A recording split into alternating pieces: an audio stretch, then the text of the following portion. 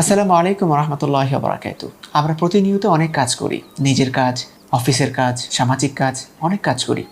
আমরা রাসূলুল্লাহ সাল্লাল্লাহু আলাইহি ওয়াসাল্লামের মাধ্যমে যে সর্বোত্তম কাজগুলো, তার মধ্যে কয়েকটার কথা আমরা জানতে পারি। এক নাম্বার হচ্ছে মানুষের মনে খুশির সৃষ্টি করা, কিন্তু সেই খুশির সৃষ্টিটা কখনো মিথ্যা বলে করা যাবে না। দ্বিতীয়ত হচ্ছে ক্ষুধার্তকে খাবার দেয়া। আমাদের চারপাশে যারা আছে, যারা ক্ষুধার্ত, তাদেরকে আমরা খাবার খাওয়াতে পারি। পঙ্গু, অসহায়, অসুস্থ, এদেরকে আমরা সহযোগিতা করতে পারি। যারা দুঃখী আছে, সামর্থ্য অনুযায়ী তাদের দুঃখ দুর্দশা দূরীভূত করার চেষ্টা করা। এবং যারা আহত, যারা অসুস্থ, তাদেরকেও আমরা সামর্থ্য অনুযায়ী সেবা করতে পারি এবং সহযোগিতা করতে পারি। দৈনন্দিন আমাদের কাজের মধ্যে যদি আমরা এই সর্বোত্তম কাজগুলোকে যুক্ত করতে পারি, আমরা এর মধ্যে কোনো একটা কাজ আল্লাহর কবুলিয়ত পেতে পারি। আর আল্লাহর কবুলিয়ত পাওয়া মানে আমাদের জন্য অনেক বেশি কল্যাণকর। আল্লাহ পাক আমাদের সকল কাজগুলো কবুল করুক।